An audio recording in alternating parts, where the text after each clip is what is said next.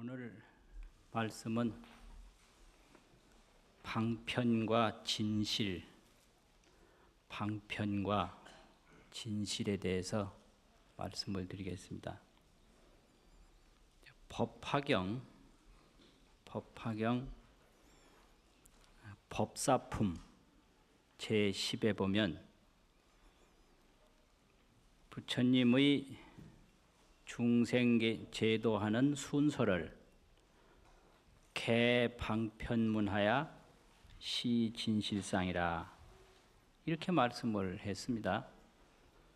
그게 뭔 말이냐면 개방편문이라 방편문을 열어서 방편의 문을 열어서 시진실상이라 진실상을 보였다. 이런 얘기입니다. 그러니까 이것은 목적과 과정인데 부처님이 이 세상에 오셔서 하시고자 하는 목적은 진실상을 보이는 거죠. 진실상을 보이는 것이 그것이 부처님의 목적인데 그러한 목적을 어떻게 성취시키느냐? 그것은 방편문을 열어서 성취시킨다. 이런 얘기입니다. 그래서 부처님의 일에도 그 진실과 방편이 매우 중요하듯이 우리 중생사에 있어서도 진실과 방편이 굉장히 중요하다라는 걸 알 수가 있습니다. 그러면 진실이라고 하는 것은 목적이죠. 목적.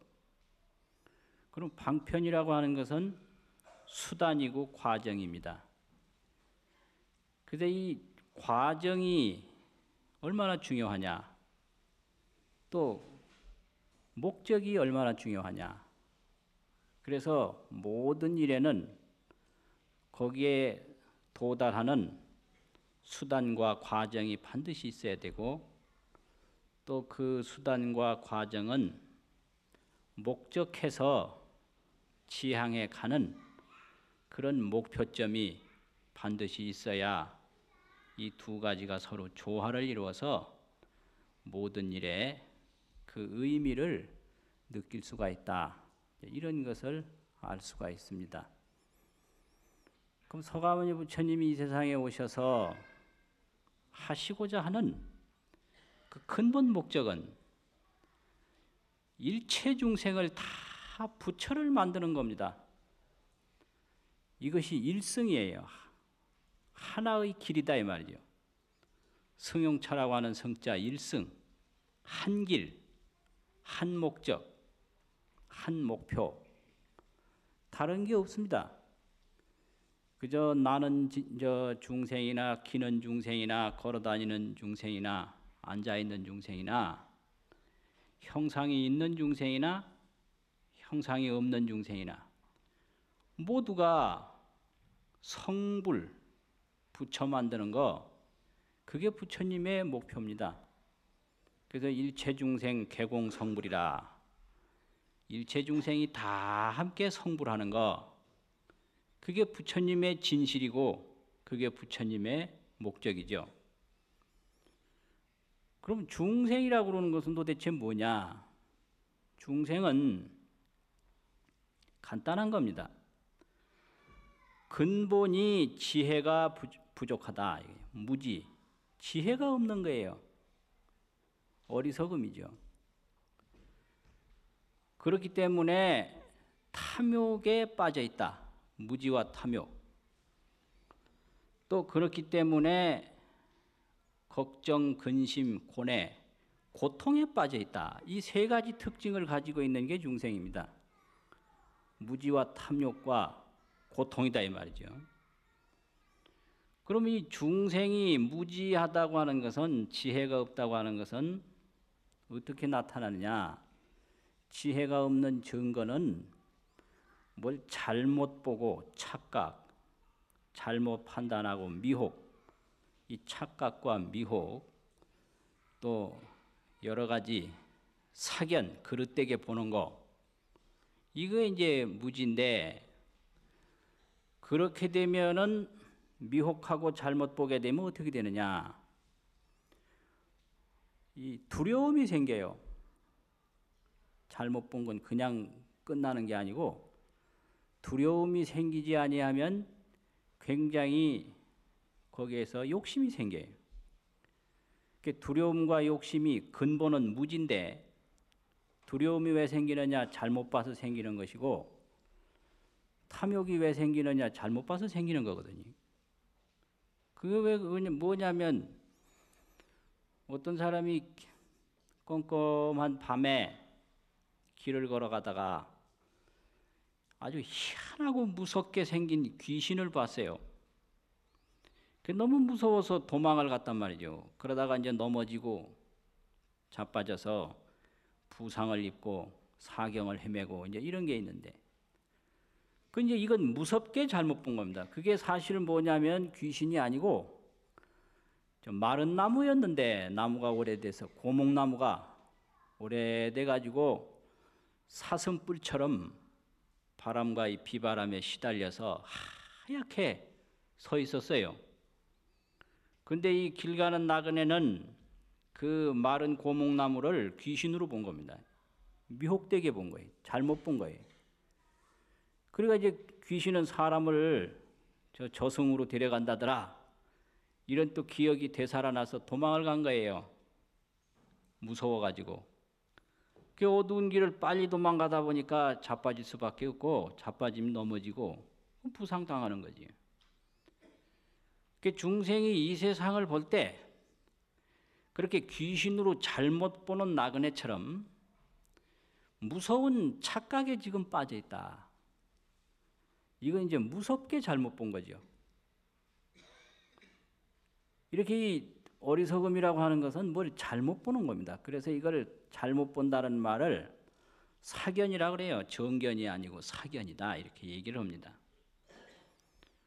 그리고 또 어떤 경우에는 사실은 별게 아닌데 굉장히 좋게 잘못 보는 수가 있어요. 좋게 잘못 보는 거. 그거 가지고 있어봐야 아무것도 아니고 하나도 좋은 게 아닌데 그걸 엄청나게 좋게 본다 이 말이죠. 그래서 좋은 게 아닌데 그걸 좋게 잘못 봤기 때문에 그거를 하나 자기 것으로 만들기 위해서 온갖 고생을 다 하는 겁니다.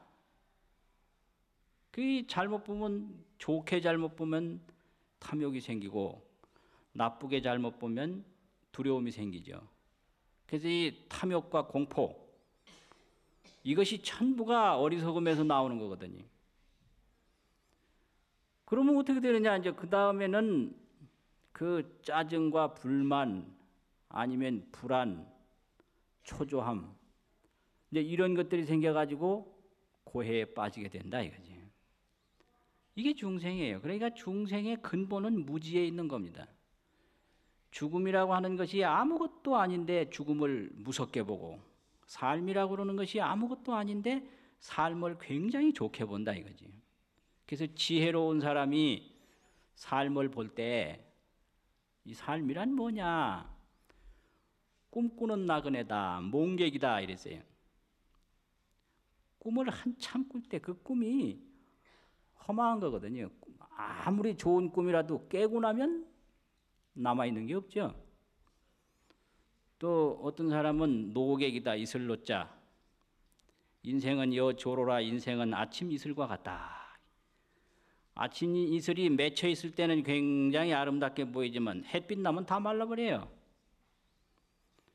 이제 그런 건데 이걸 굉장히 영원한 걸로 잘못 봤다.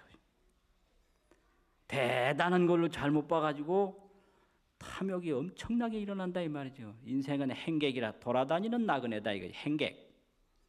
가만히 못 있어요. 또 인생은 과객이라, 인생은 지나가는 나그네다. 그래서 이 인생의 그 본질을 바로 봐야 되는데 착각해서 본다 이거예요.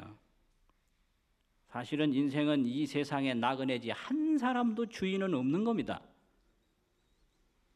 다 행객이고 돌아다니는 나그네고 과객이고 지나가는 나그네고 노객이라 아침 이슬처럼 잠시 맺혔다가 날아가는 나그네고 또 몽객이라 꿈꾸는 나그네, 이런 게 인생인데 이거 천년만년 이 땅의 주인이고 몇 억만 년 지배자라고 잘못 보는 것이, 그게 제일 가는 어리석음이죠. 그러니까 이제 거기서 대단한 집착과 탐욕이 생기는 거예요. 그 탐욕은 많은데 들어오는 건 없으니까 거기 불만과 짜증이 거기서부터 나오는 거거든. 그런데 지혜가 있으면 어떠냐? 좋게 잘못 보지도 않고 나쁘게 잘못 보지도 않아요. 그래서 탐욕을 일으킬 만한 것도 없고 두려움을 일으킬 만한 게 없는 겁니다. 그게 색즉시공이고 공즉시색이라 그런 거예요, 바로. 그러니까 바로 보면 고목나무니까 고목나무를 무서워할 하등의 이유가 없고, 바로 보면 아침 이슬이니까 아침 이슬을 욕심내야 할 하등의 이유가 없는 거죠. 그러니까 두려울 것도 없고 무서울 것도 없는 게 그게 지혜인데, 그런 거를 정견이라고 그러고요. 바르게 본다. 여실견이라고 그래요. 여실견. 실답게 본다. 여실. 가트려자하고 진실할 실자하고 진실과 같이 본다. 그래서 모든 것은 이 진실과 같이 보지를 못해서 두려움도 생기고 부질없는 탐욕도 생기고 이래가지고 문제가 생기는 거지, 진실대로만 보면 두려울 것도 없고 뭐 욕심스러울 것도 없다 이 말이에요. 이제 그렇게 되면은 지혜로서 이제 자기 문제가 해결된 거죠. 지혜만 열리면 자기 문제는 끝난 거예요.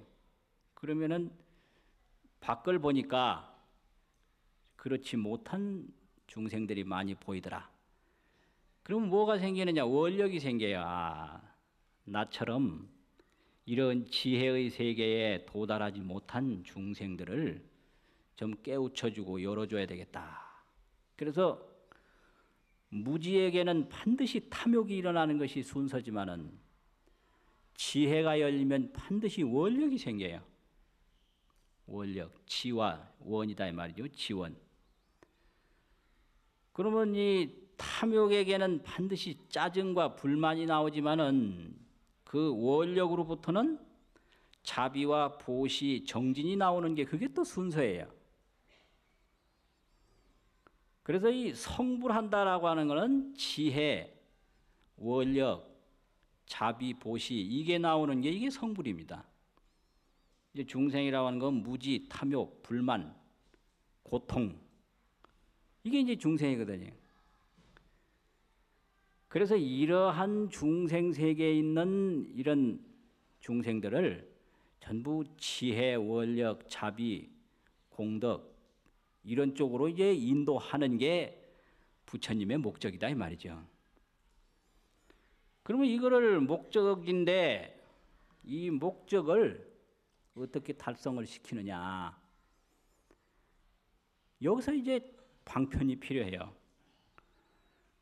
이 중생들이 많이 있는데 중생이 머물러 있는 곳은 지옥아기 축생, 뭐 인간 아수라, 천당 이런 데 이제 머물러 있다 이 말이죠.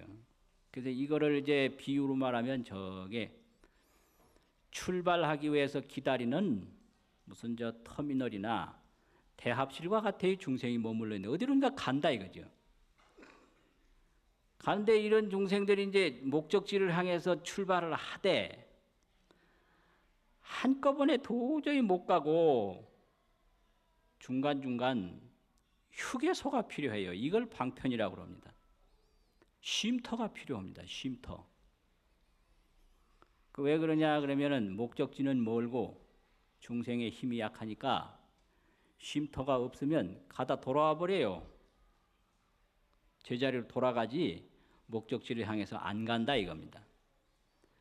그래서 부처님은 본원력이 있고 방편력이 있는데, 본원력이라고 하는 것은 일체 중생을 모두 성불시켜야 되겠다. 이게 근본 서원의 능력이에요. 이걸 본원력이라 이럽니다. 뭐 기는 중생, 나는 중생 할 것 없이 전부 다 일체 중생을 다 지혜, 원력, 자비, 보시 이런 세계로 인도해야 되겠다. 이게 본원력이거든요. 그러면 이런 본원력을 어떻게 성취시키느냐? 방편력이 또 있습니다. 방편력. 그래서 일체 중생을 그쪽으로 반드시 가게 하는 방편의 능력이 있다 이 말이죠.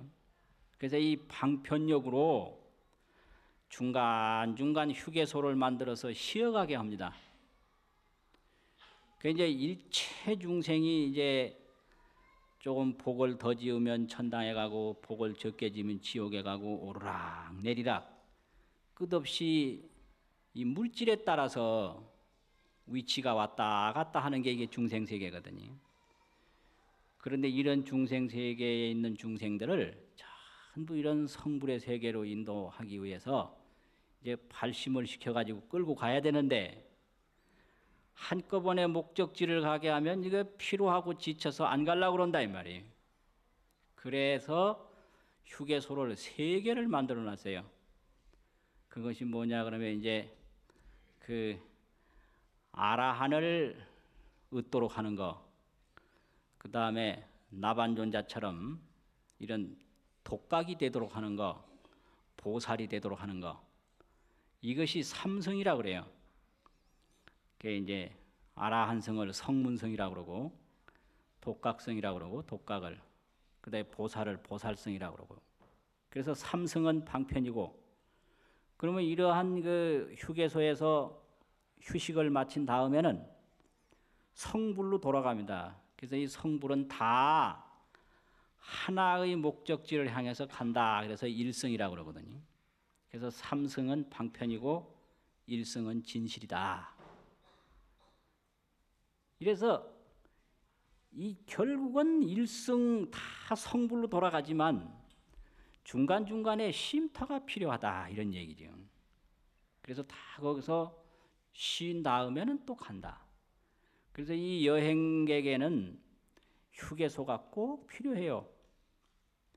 아무리 목적지가 훌륭하다 하더라도 중간에 휴식을 취하지 못하면 중간에서 죽을 수도 있고 다시 집으로 돌아갈 수도 있고 또 목적지를 잃어버리고 중간에서 방황할 수도 있거든요. 그렇다고 해서 목적지를 잃어버리고 목적지를 완전히 망각해버리고 휴게소에 계속 머물러 있는다든지 중간 과정에서 떠돌이로 돌아다닌다든지 이러면 또 안 되거든요. 그래서 이 목적지와 휴게소를 잘 조화를 시키는 게 그게 지혜와 원력입니다. 그러니까 부모들이 자식을 공부시키는 게 목적인데 이게 이제 부처님으로 말하면 본원력은 다 있는 거예요. 본원력은 다 있는데 문제는 방편력을 어떻게 터득하느냐 이게 문제입니다. 부처님이 본원력만 가지고 되는 게 아니죠. 방편력이 있어야 된다 이 말이에요. 그래서 저 병자호란 때 아주 세상을 꿰뚫어 보는 이인이라고 하죠. 술객 이인. 술객이라 특이하게 다른 사람이다.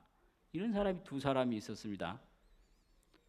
근데 이 사람들은 말을 안 해도 그 서로 마음을 알아요. 마음으로서 대화를 하는 사람들인데 아래의 집에 살았어요. 근데 이제 내일 병자호란이 일어난다. 그러면 이제 병자호란의 특징은 전쟁을 해서 사람이 죽은 게 아니고 눈이 많이 와가지고 눈 속에서 얼어서 죽었어요. 임진왜란 때는 전쟁에서 죽었지만 병자호란에는 전쟁이 별로 없었습니다. 눈 속에서 다 죽었어요. 그러니까 이제 이인들은 뭐냐 그러면 상식밖에 어떤 걸 아느냐, 피난 가면 죽는다 이걸 알아요. 그게 아주 엉뚱하게 아는 거예요. 병자호란이 나는데 틀림없이 피난 간 사람은 다 죽고 집안에 머물러 있는 사람은 산다 이걸 알거든요. 이게 이제 그 사람들의 그 능력인데 문제는 어떻게 집안 사람들을 살리느냐, 이게 방편이죠. 집안 사람들을 살리고자 하는 그 목적은 두 사람이 똑같아요. 그래서 이제 피난하고 보자 이제 약속을 하고 이제 헤어졌는데, 어떻게 이 집안 사람들을 피난을 가지 못하도록 만드느냐, 이게 방편력이거든요. 근데 이제 한 사람은 피난 가면 절대 죽는다고 집안 식구들을 못 나가게 방 안에 가둬놓고 밖에서 문을 못질을 했어요. 나무를 내놓고 그냥 못 나가게 못질 해놨다. 그런데 온 동네 사람이 문틈으로 보니까 막 이고 지고 뭐 앞에서 끌고 뒤에서 밀고 전부가 다 피난을 가니, 그런데 그 자기 집의 주인은 피난 못 가도록 문 밖에서 못을 치고 막아놨으니 이 다 죽는 것처럼 생각이 난다 이 말이에요. 그래서 참다가 할 수 없이 문을 부수고 다 도망을 가서 피난을 갔습니다. 그 집안에. 그러니까 저녁 때부터 눈이 오는데 뭐 오도 가도 못하고 눈 속에서 다 죽었죠. 그 사람 아는 이인 한 사람만 산 거예요. 식구들은 다 죽이고. 그리고 이제 그 또 한 사람은 이게 분명히 피난 가면 죽는다. 그런데 어떻게 한번 이 사람들이 피난을 안 가게 할 수가 있느냐. 그냥 가지 말라고 그러면 도저히 이걸 이해를 못해서 안 된다. 이것까지 아는 거예요. 그래서 이제 방편을 내기를 전부 다 모이라고 해놓고 뭐라고 하느냐. 하여튼 우리가 난리가 나서 난을 피해야 되는데 살아도 모두 같이 살고 죽어도 모두 같이 죽자.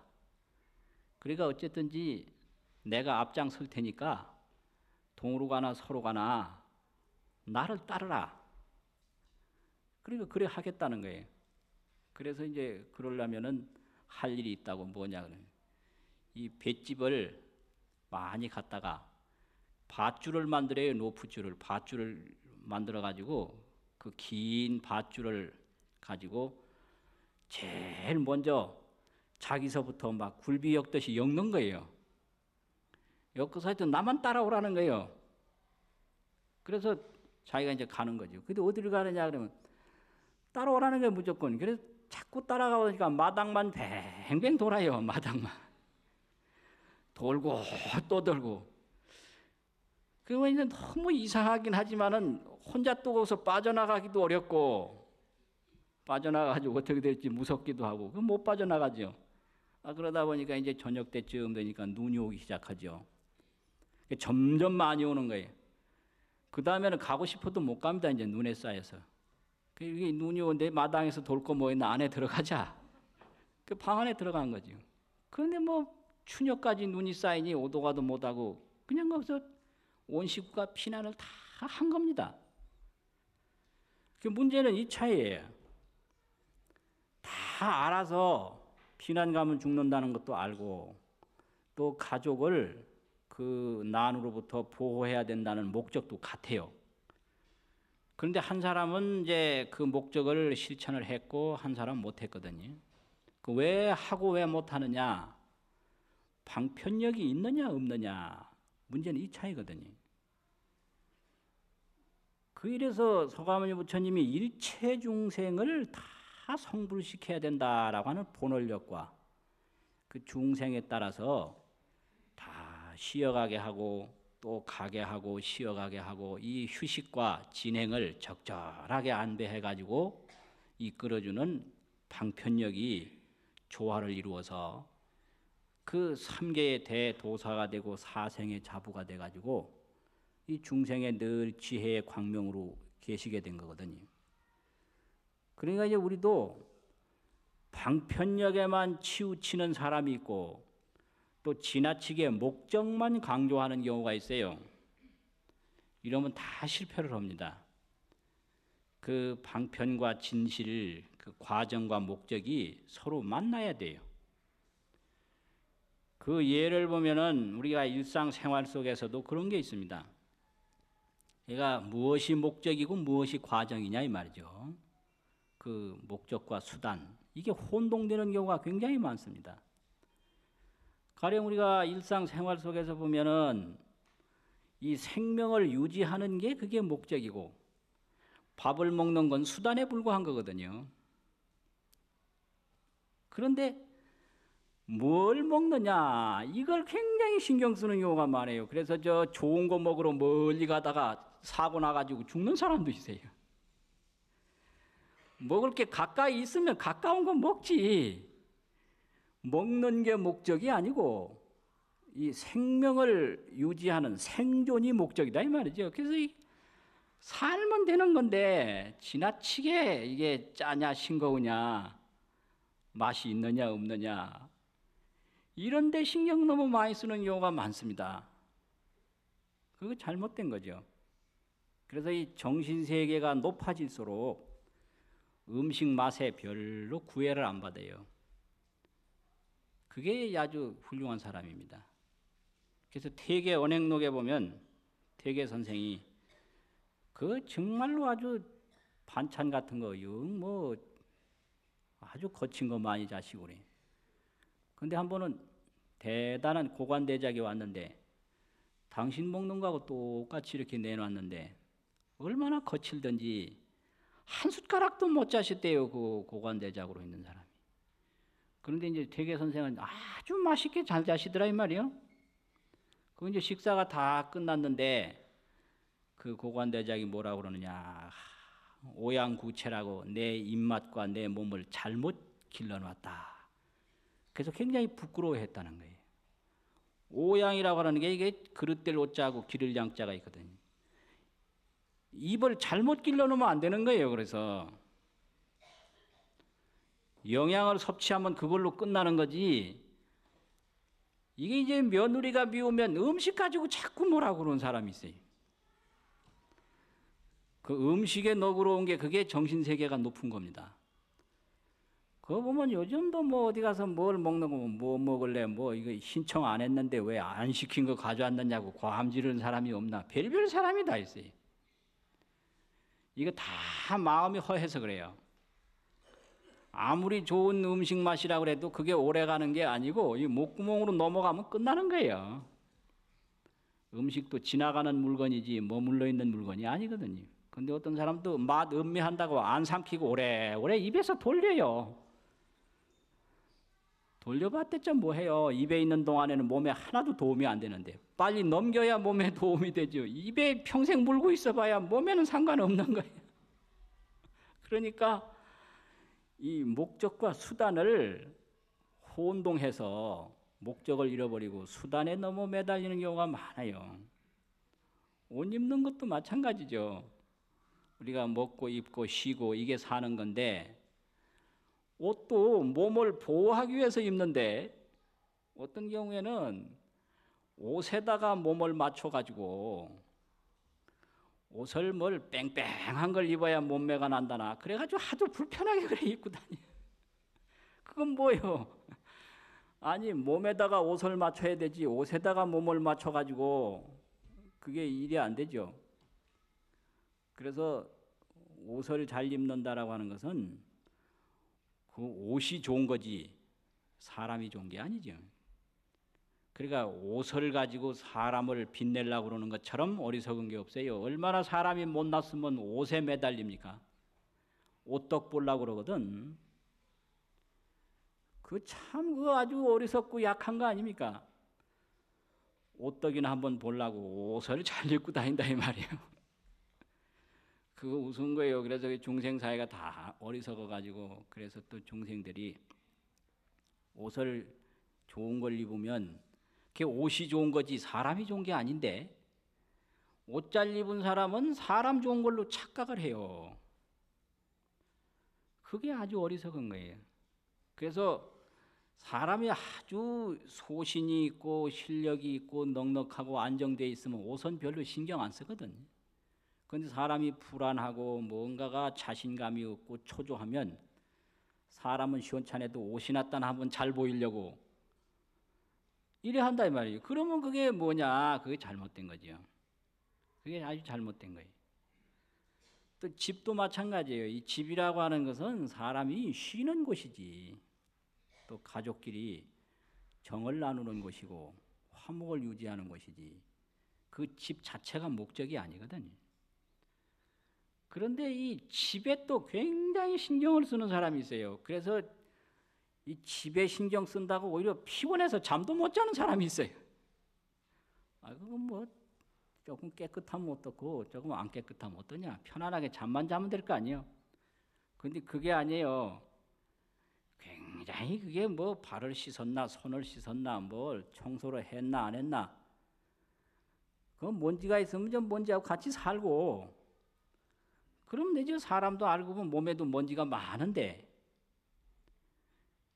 그런데 이제 그런 게 아니고 집이 크고 좋으면은 집이 좋은 거지 사람이 좋은 게 아니거든. 그럼 집 좋으면은 이제 뭐냐 그러면은 사람 좋게 보고 집이 크면 사람도 크게 보고 이게 전부가 목적과 수단을 잘못 착각하고 있는 거예요. 특히 저 자동차가 그런 게 많습니다. 자동차 여기 조그마한 거 타고 다니면 온갖 조롱을 다 해요. 길바닥에 껌이 묻어 있으면 안 나간다. 차가 하도 자라가지고 그렇게 조롱을 합니다. 그리고 어디 가면은 작은 차 타고 온 사람 잘 안 쳐다보고 이래서 큰 차로 자꾸 큰 차로 하다가 기름 많이 소비하고 여러 가지 문제가 더 온 거예요. 그리고 걸어가는 사람 별로 안 쳐다보고 자동차 타고 와야 쳐다보니까 사실은 걸어 다녀도 충분한데 자동차 산 사람도 또 있어요. 가는 게 목적이고 오는 게 목적이지 자동차는 이거는 수단이거든. 그래서 이 목적과 수단을 이게 뒤바뀐 게 많다. 이게 바로 알아야 돼요. 오늘도 오는데 갑자기 비가 쏟아져요. 그러니까 그 높은데 막 그저 길바닥에 물이 그냥 개울물처럼 막 내려가요. 그런데 그 어떤 젊은 아가씨가 웬 여름에 청바지를 그렇게 길게 입는지 알다가도 모를래요. 그 무거워서 어떻게 입고 다니는지. 그 밑바닥에 한 번을 걷었는데도 철렁철렁해서 줄줄 끌리거든. 그런데 이게 이제 막 똘물처럼 그냥 물이 오니까 그냥 그 밑에 그 청바지가 다 젖어가지고 철렁철렁하고 막 걸레가 그냥 터덜터덜한 것처럼 해도 그걸 걷지를 안 하고 그냥 거기 그냥 있어요. 그게 무슨 억하심정인지 알 수가 없고. 그러고 옷이라고 하는 것은 이제 몸을 가려야 앉고 일어나고 활동하기도 좋을 텐데 어떤 아이들은 그 무릎 있는 데를 또 일부러 찢어가지고 너덜너덜하게 그러면 이제 무릎에 혹시 이 무릎이 땅에 닿는다든지 하면 그게 이게 안 좋거든요. 벗어지고. 근데 그걸 꼭 찢어가지고 다녀요. 그래서 어머니가 그걸 모르고 이제 재봉에다가 이걸 매놓으면 다시 또 찢어. 그래서 어머니는 꿰매고 아이들은 찢어놓고 그거 참 묘하다 이 말이야. 그래서 이렇게 이 목적과 수단을 혼동을 해가지고 상실한 경우를 많이 봐요. 그게 이제 어리석음이에요. 그런가 하면 우리 삶에도 목적과 수단이 있습니다. 삶 속에서는 무엇이 목적이냐? 평화, 안락, 이게 삶의 목적이에요. 이 삶 속에서 평화가 없고 이 편안하고 즐거움이 없으면 그건 삶이 아니거든요. 아무리 오래 살아도 편안함이 없고 즐거움이 없고 평화가 없으면 그건 사는 게 아니에요. 그래서 우리가 밥을 먹는 이유도 다 평화와 안락을 위해서 밥을 먹는 것이고 이 세상에 머물러 사는 것도 평화와 안락을 위해서 사는 거예요. 돈을 버는 것도 마찬가지고 출세를 하는 것도 마찬가지고 평화가 없고 안락이 없으면 그건 아무 의미가 없어요. 사는 것도 의미가 없고 재산, 명예, 권력, 사랑 아무 의미가 없어요. 그런데 이런 그 재산이고 명예고 출세고 무슨 이런 걸 위해서 평화를 깨는 경우가 있어요. 또 편안하고 즐거움을 포기하는 경우가 있습니다. 이거는 수단을 위해서 목적을 버리는 건데 이게 정말 안 좋은 거지요. 그래서 이 세상에 뭐가 가장 가치 있는 거냐? 조화를 이루는 게 최대의 가치다. 조화가 깨지면 아무 소용이 없어요. 이 몸도 이게 전부 이게 이 조화의 형성체입니다. 그래서 조화가 깨지고 어떤 게 적고 어떤 게 많은 걸 암이라고 그래요. 암. 그 암자를 보면 참 재미가 있어요. 그 몇산자가 들어가는데요. 몇산 너무 높아지는 거예요. 밑에는 물건 물자가 들어가요. 입구 세 개 한 거. 그럼 물질이 한 군데가 많아지는 게 그게 암입니다. 산처럼 막 높아지는 거. 그래서 이 사회적인 암이라고 그러지. 사회적인 어떤 세력이 유달리 강해지면 그걸 사회적 암적 존재라고 그래요. 그러니까 어떤 집안에서도 누구의 세력이 갑자기 커지면 그게 암이에요. 암이 별게 아니에요. 많아지는 게 암입니다. 며느리가 강해지면 그 집안에서 며느리가 암이에요. 그거 모르시죠? 그래서 이제 위에 몇 산자, 밑에 몇 산자가 있네요. 몇 산자 있고, 그 위에 물건 물자 입구 세 개 한 개 물건 품자가 되면 물품이라 있고, 위에 이제 병질자 그 병질자가 덮어져 있죠. 그래서 물건이 산처럼 높아져 가지고 병이 된 거, 그게 암이거든요. 그러니까 유달리 아버지가 강하면 그 아버지가 그 집안에서 암입니다.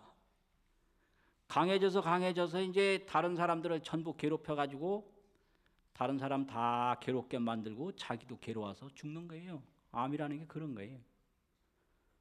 이제 뭐 산에는 산삼이 제일이고 집안에는 고삼이 제일이라고 그래서 고삼 되면 임금 되는 거거든. 그럼 어머니 아버지를 종 부리듯이 부리고 그러면 그 고삼짜리가 그 집안에서 암이에요. 그 집안 사람 다 괴롭게 하고 마지막엔 저까지 괴로운 거지. 그렇게 되는 거지. 그러니까 강하다고 좋은 게 아니고 많다고 좋은 게 아니고 문제는 조화를 이루는 게 좋은 거다 이거죠. 조화.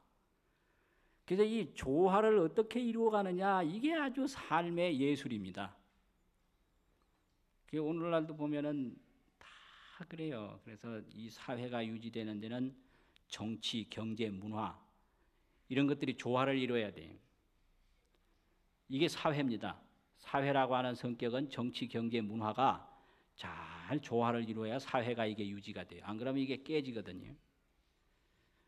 또 오늘날 여러 가지 뭐 경제 얘기들을 하고 그러는데 경제도 자본도 있어야 되고 노동도 있어야 되고 소비도 있어야 되고 이 자본과 노동과 소비가 조화를 이루어야 되지 노동력만 너무 강해도 안 돼요. 자본이 투자 안 하면 안 되거든요.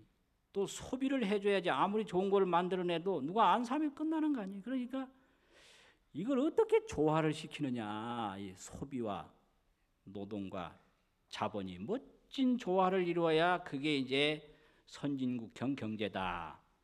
이래야 돼. 그 길로 가기 위해서는 이 조화가 아주 최대의 예술이죠.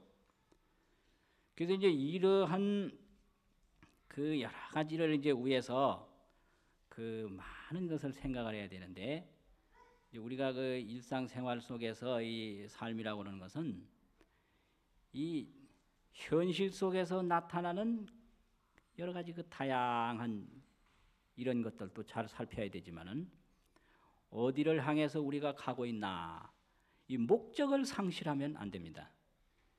그래서 이 생활 속의 목적은 평화와 안락을 유지하는 거다. 그래서 무슨 일을 해도 이걸 깨면 안 됩니다. 어떤 뭐 물질적으로 이익이 있거나 정치적으로 이익이 있거나 뭘 있거나 평화를 깨고 안락을 깨면 그건 목적을 잃어버린 거예요.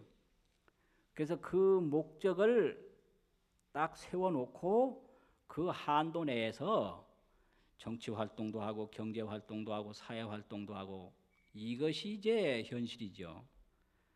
그리고 우리가 먹는 것은 영양을 섭취하면 되고 입는 것은 몸을 보호하면 되고 주택은 편안히 쉴 수 있으면 되고 이런 그 목적과 수단을 분명히 이제 생각을 해서 거기에 알맞으면 되는 거지. 목적을 위해서 수단을 상실해도 안 되고 수단을 위해서 목적을 상실해도 안 된다. 이것이 그 부처님의 지혜거든요. 그래서 원효 스님은 대승기신론 소라고 하는 책을 저술하면서 대승기신론이라고 하는 논문을 해석을 했는데 거기 맨 첫머리에 뭔 말을 썼느냐면 이런 말이 있어요. 어떤 사람은 망원이 미료한다. 망원이라고 하는 건 저 물줄기를 보면 그 물이 어디서 흘러오느냐라고 하는 그 물의 근원, 물의 원천적인 것만 생각하다가 물의 흐름을 모른다는 거예요. 한강물이 이렇게 저기 태백산에서부터 흘러왔으면 지금 상당히 깊지 않습니까? 근데 근원만 생각하다가 물에 빠져 죽는 거예요. 망원이 미류하면 안 되거든요. 미류, 흐름을 모른다. 이게 미할 미자가 있어요. 미혹한다고. 근데 지나치게 원칙만 내세우고 명분만 내세우고 근본만 따지다가 현실을 모르는 거죠. 그런 형이 있습니다. 그래서 나를 가만히 이렇게 이제 분석을 해보면 나는 어떤 형인가 한번 여러분들도 점검을 한번 해보세요. 이건 망원이 미루라. 근본만 생각하다가 흐름을 몰라서 물에 빠져 죽는 형이 있다 이거죠. 또 그 다음에는 뭔 말이 있느냐면 파엽이 망간이라. 파엽이라고 하는 것은 잡을 파자가 있고 잎새 엽자가 있는데 나무로 말하면 그 나무 잎새만 잡다가 줄기를 잃어버린다. 파엽이 망간이라. 그래서 이거는 현실에만 막 빠져서 근본을 또 잃어버리는 사람이 있어요. 그래서 나무 잎만 잡다가 근본 잃어버리는 사람도 있고 또 물줄기 근원만 생각하다가 물에 빠져 죽는 사람도 있다. 그래서 근본을 생각하지 않고 현실에만 매달리는 사람이 있고 또 현실에만 매달리다가 근본을 망각하는 사람이 있다 이 말이죠. 그런데 이렇게 하면 안 되고 이 방편과 진실이라고 하는 것이 다 중요하듯이 나그네가 이 목적지와 휴게소가 다 필요하듯이 이 두 가지를 멋지게 조화를 이루는 그런 것이 바로 부처님의 지혜고 우리가 이 삶 속에서의 지혜입니다. 그래서 우리는 이 사회 속에서 무엇이 가장 아름다운 건가? 조화를 이루는 게 제일 아름다운 거라는 거죠. 조화를 이루지 못하는 것은 아무리 크고 강해도 그건 하나의 암이다. 암이라고 하는 것은 흉한 거거든요. 그래서 크고 강하다고 절대 좋은 게 아니고 조화를 이루는 게 그게 최고로 가치가 있는 거거든요. 그래서 이 조화를 이루는 그런 삶을 살아야 거기서 이제 기쁨이 오는데 그 조화에는 방편과 진실, 그러니까 목적과 수단 이것이 멋진 조화를 이루도록 그렇게 살면 부처님이 중생구제하는 그런 방식대로 멋진 삶을 사는 겁니다. 오늘 본문 마치겠습니다.